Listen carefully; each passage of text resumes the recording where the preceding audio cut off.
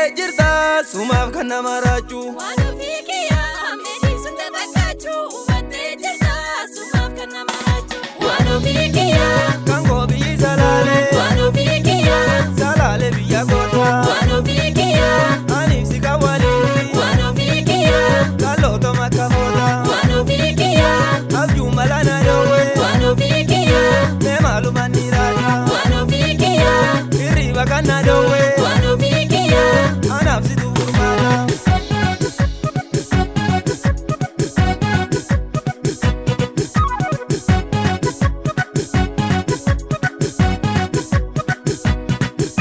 Waan ofii xiyyaa meedhiisuun dabaaqachuu hubattee jirta sumaaf kan nama raachuu.